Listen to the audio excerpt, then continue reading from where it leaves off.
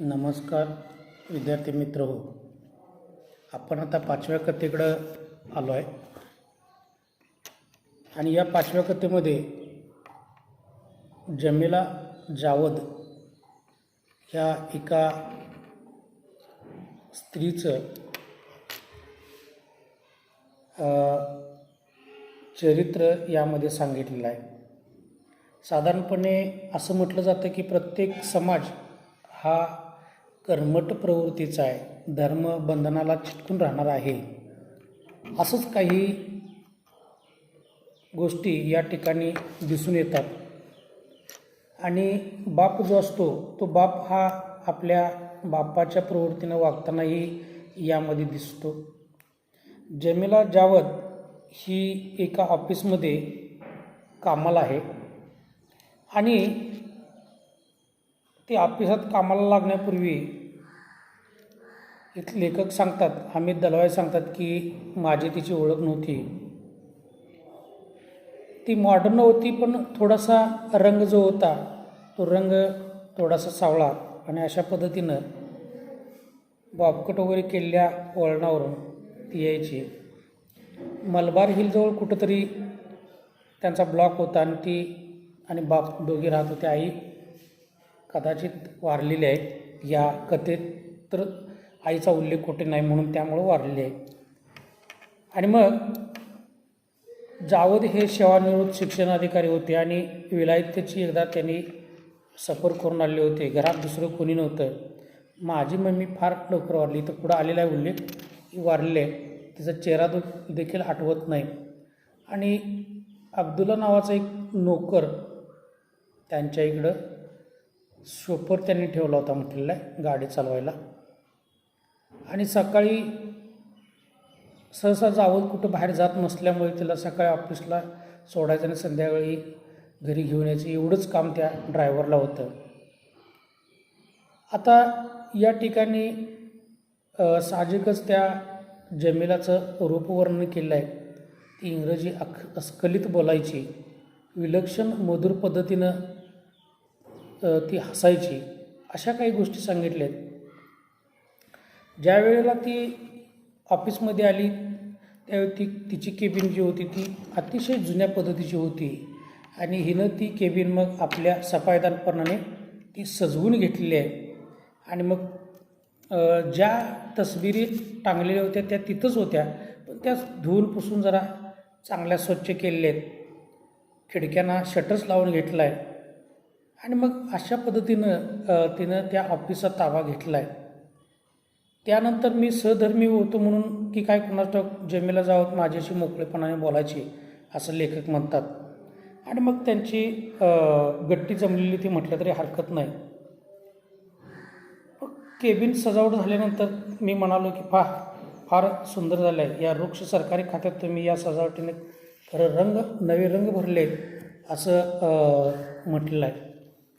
आणि मग माझ्या या उद्गारावरती नुसती ती हसलेली आहे असं लेखक म्हणतात.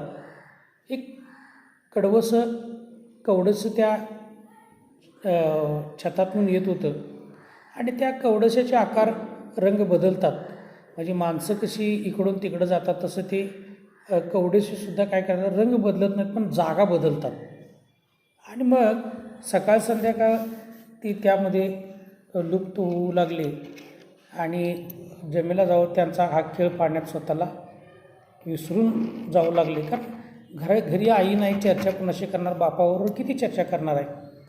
आणि मग हळूहळू या ऑफिसमध्ये आल्यानंतर, नोकरी लागल्यानंतर तिची जी काही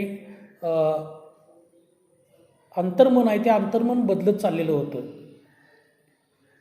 ती काम नव्या उमेदीने करायची. ज्या फायली पेंडिंगला होत्या त्या फायली पटापट निकाली काढत होती. आणि मग कामाचा थकवा आला की मग विश्रांती घेत होते. हे लक्षात आल्यानंतर मी विचारलं, काही जरुरीचं काम आहे का? हो बसा.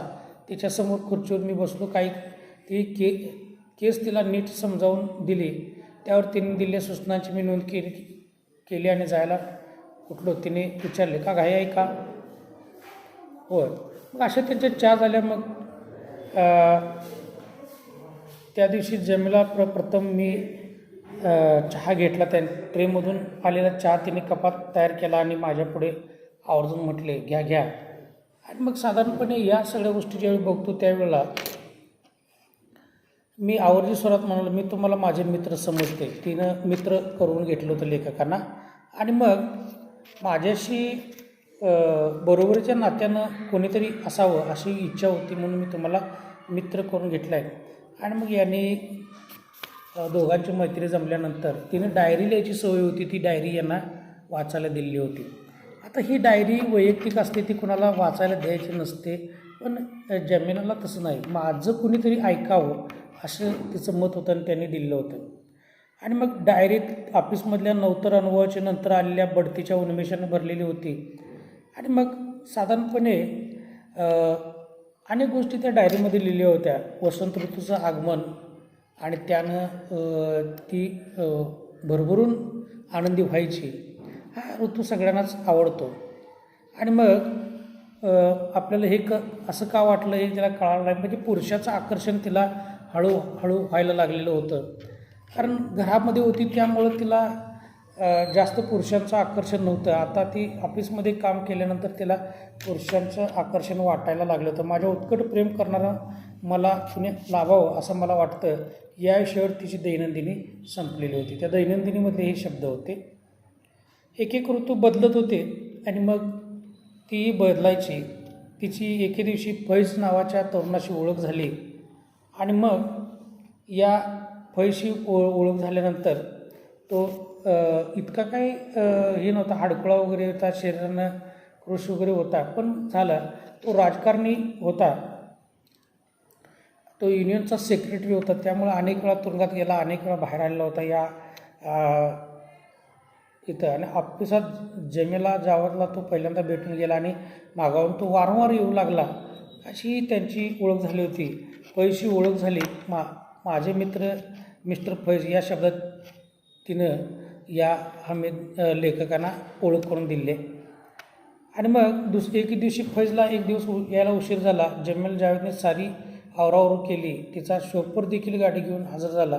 त्याने काहीशा अस्वस्थ स्वरात स्वतःशीच पुटपुटल्यासारखं मला विचारलं, आज फैज साहेब आले नाहीत? येणार होते. मग मी विचारलं, होय, पण ती उतरली. स्वतःच्याच विचारात घडून गेली. मग काही वेळाने एकाएकी मला विचारलं, फैज साहेब तुम्हाला कसे काय वाटतात? तर त्यावेळी तो म्हटला की चांगले वाटतात. आता तिला आवडणाऱ्या व्यक्तीशी दुसऱ्यानं ते आवडत नाही म्हणणं हे चुकीचं आहे. आणि आय लाईक दॅट मॅन हे खरंच चांगले आहेत. निर्मळ रसिक मन त्यांना लाभलं असं त्यांनी म्हटलेलं आहे.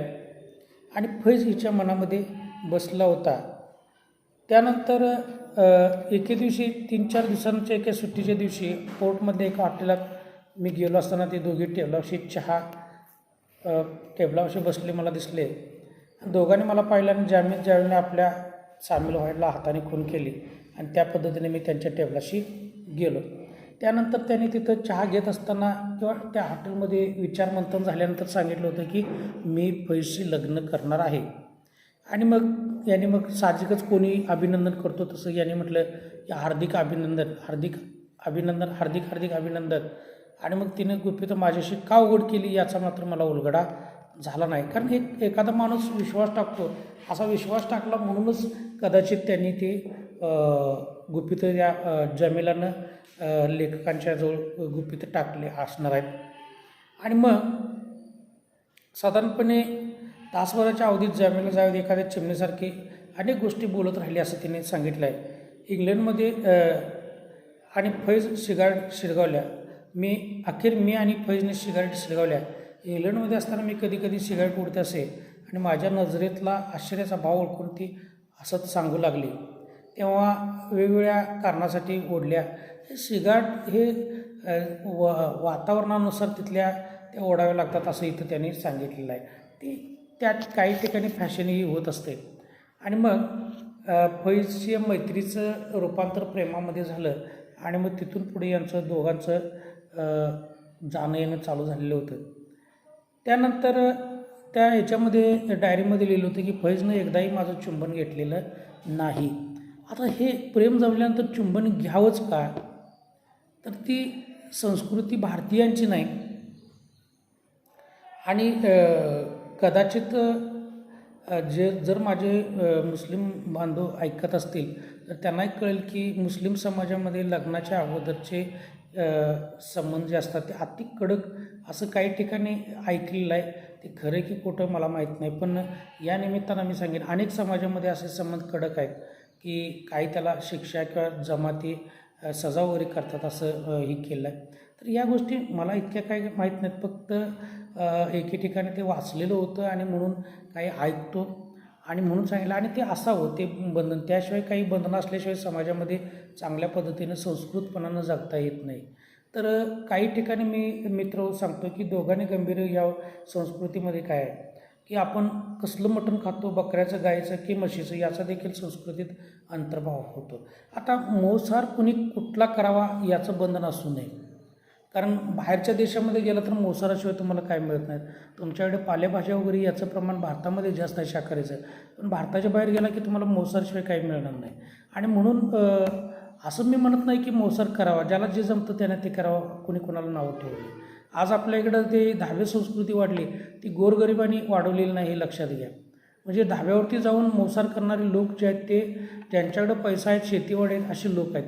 आणि मग गोरगरिबांनी ती मांसाहार केला, त्यांनी कुठलं मांस खाल्लं याचा विचार करू नका. प्रत्येकजण आपापल्या पद्धतीनं मग नाहीतर मग राजे रजवाडेसुद्धा कुत्र्या करवी किंवा काही जंगलातली जी काही प्राणी आहेत ते मारून खातच होते. मग त्यांना समाजानं बाहेर काढलं नाही कारण ते राजेच होते. तर या सगळ्या गोष्टी आपण तिथं पण बोलायला फार येतं. तर साधारणपणे कोणी कुठलंही मांस खाणं ही संस्कृती होती का, तर त्यावेळी ती संस्कृती होती. आणि त्यानंतर मग पुढं बोलत असताना तुमच्या व्यक्तिमत्वावर माझं प्रेम बसलं आहे, तू कुठंही असलीस आणि कशी वागलीस तरी ती नष्ट होणार नाही, असं तो फैज त्या जावेदला प्रेमाची कबुली देतो. तर या ठिकाणी जमिलाच्या दैनंदिनीमध्ये अतिशय गंभीर वळण लागलेलं होतं. तिनं व फैजनं लग्नाचा निश्चय केला आणि त्यामुळे सारं प्रकरण आता तापलेलं होतं. बापाच्या कानी घालायची वेळ आलेली होती. त्यावर त्या इराद्याने फैज आपल्या वडिलांची ओळख करून दिली आणि ते नेहमीप्रमाणे शिगाळ ओढत बसले असताना ते शिगाट ओढायचे आणि परत ते चावून खायचे. तर चावून चघळायची ही एक गोष्ट वाईट होती. साधारणपणे या सगळ्या गोष्टी जेव्हा आपण बघतो त्यावेळेला फैजशी बोलणं, मग फैज तिथं आलेला असताना जमेलाच्या बापाचा आणि फैजचं बोलणं, मग तो एक कम्युनिस्ट होता, मग ते पक्षात काम करत होता. मग त्याला वेगवेगळ्या त्या संघटनाचे दोन होते, बोल्शेविक आणि मेन्शेविक असे दोन गट होते त्यामध्ये. तर त्या कुठल्या गटाचा वगैरे हे सगळं तो बाप विचारत असतो. आणि मग या सगळ्या गोष्टी झाल्यानंतर शेवटी बापानं त्या लग्नाला नकार दिलेला आहे. नकार दिल्यानंतर सगळीच परिस्थिती बिघडलेली आहे. मग त्यांनी सांगितलं की त्याने विरोध का करावा ते तुला कळणार नाही. आमच्या लोकांना शिक्षण घेतलं, फॉरेन टूर्स काढल्या, परंतु शिक्षणाने येणारे संस्कार त्यांनी बांधवले नाहीत. ही एक वैचित्र्य फेनॉमेना आहे. मी मगाशी तुम्हाला सांगितलं होतं की काही जातीमध्ये कौमारे चाचणी वगैरे करतात. त्याच पद्धतीनं मी इथं तुम्हाला एवढं सांगेन की काही समाजामध्ये शिक्षण घेणं किंवा समुद्र मंथन करणं हे सगळं पाप समजलं जात होतं. आणि त्यामुळं प्रत्येक समाजानं दुसऱ्याला कॉमेंट्स करण्याऐवजी आपल्या समाजामध्ये काय चालतं हे अगोदर समजावून घ्यावं आणि मग कॉमेंट्स करावेत. आता आम्ही एखादी गोष्ट ऐकतो, मी तर तुम्हाला सांगेन असं की माझ्या गावामध्ये मुस्लिमच नाहीत, त्यामुळं मुस्लिम समाजाच्या कुठल्या चालीरीती रूढी परंपरा ज्या आहेत त्या मला माहीतच नाहीत. मी इथं आल्यानंतर मला काही गोष्टी कानावरती येतात आणि मग कांजार भाट वगैरे असेल किंवा मुस्लिम असेल किंवा लमाण असेल किंवा अशा काही या की ते त्यांचं स्वतःचं अस्तित्व जपत असतात. एवढ्या धक्काधक्कीच्या जीवनामध्ये सुद्धा ते स्वतःचं आपलं अस्तित्व जपण्याचा प्रयत्न करत असतात. मग या सगळ्या गोष्टी त्यांनी कराव्यात का? ज्याला जे जमतं, ज्या समाजाला त्याने त्यांच्या पद्धतीने वागावं. मी एखादा सांगणारा मी कोणी मोठा नसतो, पण एक आहे की शिक्षणानं माणूस शहाणा होतो. मग कुठल्याही समाजाचा जर माणूस असेल तर त्यानं शिक्षणही घेतलं पाहिजे. नोकरीच नाही, जगण्याचा मार्ग म्हणजे शिक्षण आहे. शिक्षण म्हणजे नोकरी हा संदर्भ काढून टाकावा. आपल्याकडे एक म्हणच आहे, शिकलेली आई घरादाराला पुढे नाही.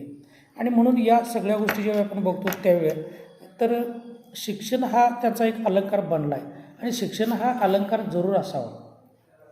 कारण जसं आपण दागिना घालून मिरवतो त्यानं शोभा येते, तसं जो शिकलेला आहे त्याच्या बोलण्यामध्ये काही गोष्टी जाणून येतात की हा खरोखरच शिकलेला आहे. आणि म्हणून या सगळ्या गोष्टी जेव्हा आपण बघतो त्यावेळेला लग्न करायचं त्या विरोधाला न जमता करायचं, मला दुसरा पर्याय नाही असं यांचं चाललेलं होतं. आणि त्यानंतर मग ती दररोज घरी वेळेत येऊ लागली, वेळेत जाऊ लागली आणि घरात मग लग्न करणार आहे ती लग्न नकार दिला आणि मग घरात आता तिला अस्वस्थ वाटू लागलं. वडिलांचा विरोध संपवणं हे एक काम होतं आणि तो कसं संपवायचा हे तिनं ठरवलं होतं. आणि मग त्याचा गैरसमज केल्याशिवाय आपल्याला लग्नाची परवानगी मिळणार नाही असं त्याने त्या दैनंदिनीमध्ये लिहिलेलं होतं. आणि मग एके दिवशी काही परिस्थितीत सुधारणा होत नाही म्हटल्यानंतर एक चिठ्ठी लिहिते, ड्रायव्हरकडे देते आणि घर सोडून जाते. आणि मग तो तिचा जो ड्रायव्हर अब्दुल्ला जो आहे तो फार चाणाक्ष होता. तो काही केल्यानं तिथून हलतच नव्हता. तिच्या जमिलाच्या प्रत्येक गोष्टीवरती बारीक लक्ष होतं. कदाचित तिच्या बापांना ते सांगितलेलं असावं. आणि मग केबिनमध्ये गेल्यानंतर सुद्धा अब्दुल्ला मागं हटत नाही, दरवाजा धाडकून ढकलतो आणि जातो. दुसऱ्या दिवशी ती ऑफिसात आली तेव्हा तिच्या डोळ्यातले ते भीतीचं सावट नष्ट झालं नव्हतं. मला माणसांची भीती वाटते, तो फार जंगली आहे, नुसता पशु आहे. म्हणजे या सगळ्या गोष्टी जेव्हा आपण बघतो त्यावेळेला एक माणूस त्यांच्यावरती पाळत ठेवत असतो आणि म्हणून ही सांगितलं आहे. आणि मग तिनं ते घर सोडल्यानंतर ती म्हणते की मला फार काय झालं, सुखाची झोप लागली. एका अर्थाने मला कालच वयात आले वाढले असं मला जणू वाटायला लागलं, जणू माझं व्यक्तिमत्व मला गवसलं. हे प्रत्येक मुलीला जर व्हायला लागलं तर मग जन्म देणाऱ्या बापांना नेमकं कोणाकडे बघायचं? मग जन्म देणाऱ्या बापाचा काय अधिकार असतो की नाही? तर हे तुम्हाला इथं दिसणार नाही. आणि मग विवाह नोंदणीसारख्या कार्यालयामध्ये त्यांनी सकाळी जायचं बसली. मलाही त्यांनी थांबवलं. विवाह नोंदणीच्या कचेरीतून सूचना दुसऱ्या दिवशी द्यायच्या त्याने तेव्हा भेद केला आणि जमेला जावेद मला म्हणाली, मी उद्या ऑफिसला येणार नाही, माझी बरीच कामं आहेत. आणि मग त्यानंतर हे बाहेर पडलेले आहेत, रस्त्यानं जाताना यांच्यावरती पहारा करण्यासाठी माणूस ठेवलेला होता. आणि ती सांगते की कालच हा माणूस माझ्या पाठीमागून होता आणि आजही तोच आहे. आणि बापाने कसली ही डर्टी ट्रिक्स केले असं ती सांगत असते. साधारणपणे बापाचा विचार वेगळा होता. वयाची 24 वर्षे बापावर राहून हिनं त्यांना काही ओळखलं नाही. मी मात्र पहिल्या भेटीत त्या माणसाचा अंदाज घेतला. त्याने लग्नाला विरोध केला तेव्हाच समजून चुकलं की हे लग्न मोडावं म्हणून हा गृहस्थ जंग पछाडल्याशी खेरीज राहणार नाही. तर याच्या पाठीमागचं कारण होतं मित्र हो, त्या बापालाही वाटत होतं की या चळवळी माणसावर या मुलीचं लग्न केलं तर तिला विघ्न येतील. आणि म्हणून पण एक कानात वारं गेलेल्या वासराला कसं वाटतं की जगाची पर्वा नाही, तसं ही जमेलाला वाटत होतं. आणि मग अशा काही गोष्टी घडत असताना एक गोष्ट आपल्याला दिसून येते की पुढं त्या फैजला एकटा गाठून त्याला मारहाण होते. मारहाण झाल्यानंतर लेखकाने जमेला बघायला जातात. त्यावेळेला फारसं काय नव्हतं, पण एका पायाला मात्र हाताला आणि कपाळाला बराच मार लागला होता. किमान तो 8-10 दिवस तर बाहेर पडणं शक्य नव्हतं. आणि म्हणून या सगळ्या गोष्टी मग तिलाही दुःख झालं, त्याचा चेहरा मलूल झाला होता. फैज परवासारखा मोठ्याने असला, पण असता त्याला कळा लागला आणि त्याने हसणं मध्येच केलं. कारण शेवटी चळवळ्या माणूस होता. शेवटी अनेक प्रसंग त्यांनी असले बघितलेले असतात. आणि मग ती पाठमोरी त्या उभा राहून खिडकीतनं बाहेर बघायला लागली.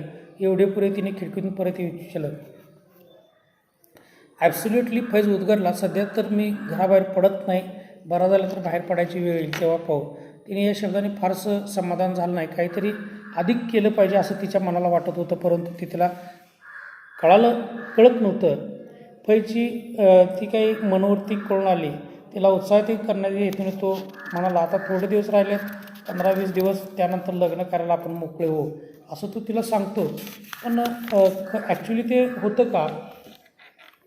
तर होत नाही. तिचा जणू त्याच्यावर बोलणारा विश्वास नाही. तिचे धैर्य संपून गेलं असं मला वाटलं नाही. परंतु फैजच्या शब्दावर विश्वास बसवून ती उद्गारली, होय फैज बरा होईपर्यंत आम्ही रोज त्याच्याकडे जाऊ लागलो. त्याच्या प्रकृतीमध्ये सुधारणा व्हायला लागलेली होती. तर या ठिकाणी लग्नाची तयारी केली. तिने 1 महिन्याची रजा घेतली आणि रजा घेतल्यानंतर मी ऑफिसला न जाता बरोबर रजिस्टर ऑफिस जायचे ठरवले आणि तिथे गेलो तर तिथं कोणीच नव्हतं त्या ह्याच्यामध्ये. ज्यावेळेला मी फैजच्या घरी गेलो त्यावेळी कळालं की त्याला कुठल्या तरी अनिष्ट राजकीय हालचालीच्या आरोपावरून फैजला अटक झालेली होती आणि मुंबई बाहेरच्या कुठल्या तरी तुरुंगात नेण्यात आलं. हे होणारच होतं. हा दुसरा डाव जमिलाच्या वडिलांनी टाकलेला होता आणि त्या पद्धतीनं झालेलं होतं. आणि मग तो लेखक त्या फैजच्या घरी गेला तर त्या शेजाऱ्याने सुद्धा ती दार लावून घेतलेली होती. म्हणजे यांचं येणं जाण्याने कदाचित यांच्या येण्या जाण्यानंच त्या फैजला अटक झालेली असावी असा एक त्यांचा ग्रह झालेला होता किंवा समज झालेला होता. आणि तिथून जमिला जावेदच्या हॉस्टेल धाव मारली. पण तिथे जमिलानं सांगितलं होतं की इथं हॉस्टेलवर कोणालाही भेटायला पाठवायचं नाही. आणि मग असं हे सगळं चाललं. फैज अटकेमध्ये आहे, जमिला हॉस्टेलमध्ये आहे आणि एके दिवशी जमिला बापाच्या घरी जाते आणि तिथून तो ड्रायव्हर तिला सोडायला येत असतो. म्हणजे कितीतरी परिवर्तनं तुम्हाला झालेली दिसून येतील. म्हणजे एवढी परिवर्तनं हा लेखक या ठिकाणी बघतो. एखाद्या महाबलाढ्य योद्ध्यापुढे जीत पक्षाचा सेनापती जशी मान खाली घालून जातो तशी जमिला जावेदची आकृती मान खाली घालून आपल्या घरात शिरताना मला सारखी दिसत होती हे लेखक सांगतो. तर शेवटी बाप आहे, अधिकारी म्हणून निवृत्त झालेला आहे, काही डावपेच त्यांना माहीत असणार आहेत आणि हे सगळं मित्र या ठिकाणी सांगितलं आहे. आणि मग एके दिवशी ती केबिनमध्ये आली आणि केबिनमध्ये आल्यानंतर मला बोलावून घेतल्यानंतर चर्चा झाली आणि मग तिथं ती मला बघून ओक्साबोक्शी रडायला लागली. त्यावेळी मी चमत्कारिक नुसतं बसून राहिलो. त्या क्षणी कसलाही सांत्वनाची भाषा उच्चारणं मला वेडवेपणासारखं वाटलं. म्हणून मी तिचा हातात घेऊन दाबून तिला सांत्वन करण्याचा प्रयत्न केला. त्यावेळी थोडंसं आणि मग काय स्पर्शाने माझ्या भावना व्यक्त करण्याचा प्रयत्न केला. त्या दिवसापासून तिचं चैतन्यत्व नष्ट झाल्यासारखं मला वाटू लागलं. चालताना तिची पावले निर्जीव पडू लागली. स्वतःच्या नीटनेटकेपणाला कटाक्ष संपुष्टात आला. तिचे केस पिंजारलेले म्हणजे फार विचित्र अवस्था तिनं स्वतःची करून घेतली होती. त्यावेळी लेखक सांगतात की दुःखाची ओझी फार असह्य झालं की ओक्साबोक्शी रडत राहू लागले. तिला सांत्वनाचे शब्द मला अद्याप सुचले नव्हते, परंतु अखेर मीही बोलू लागलो. अजून सारं संपलं नाही, फैजची आज ना उद्या सुटका होईल. आणि या आशावादावरती ती फैज जगत होती आणि तो आशावाद या ठिकाणी लेखकाने आपल्यासमोर ठेवला आहे. पण एका म्हणजे समाजामध्ये त्या समाजाला नावं ठेवायचं की त्या बापाला नावं ठेवायचं ही प्रत्येक फैजची जावेदची अवस्था जी आहे जमिलाची ती जमिलाची अवस्था प्रत्येक समाजामध्ये आहे. फक्त मुस्लिम समाजामध्येच आहे असं नाही. आणि कौमार्य चाचणी काही समाजामध्ये करत नाहीत, पण कौमार्य भंग होऊ नये म्हणून तर प्रयत्न करत असतात. म्हणून तर काही समाजामध्ये लग्न करत असताना ती वयात यायच्या अगोदरच तिचं लग्न म्हणजे शासनानं ठरवून दिलेल्या अटी आहेत त्याच्या अगोदरच नियम आहेत, त्याच्या अगोदरच लग्न होतं हे आम्हाला चांगलं माहीत आहे. या गोष्टी ज्यावेळी आपण बघतो त्यावेळेला नेमका देश चाललेला आहे कुठं? स्त्रियांना स्वातंत्र्य नाही, पुरुषांनी काहीही केलं तर चालतं, पण स्त्रियांना मात्र बंधनामध्येच राहावं लागतं. तर अशा काही गोष्टी यामध्ये सांगितल्यात मित्र. इथे ही जमिला जावेद ही अत्यंत चांगली कथा आहे, अनुभव आहेत. अनुभव तुम्ही कथा वाचल्यानंतर बघायला मिळतील. एका स्त्रीची घुसमट यामध्ये सांगितलेली तुम्हाला दिसून येईल. तशी ही स्त्रीवादी कथा म्हणायला काहीच हरकत नाही.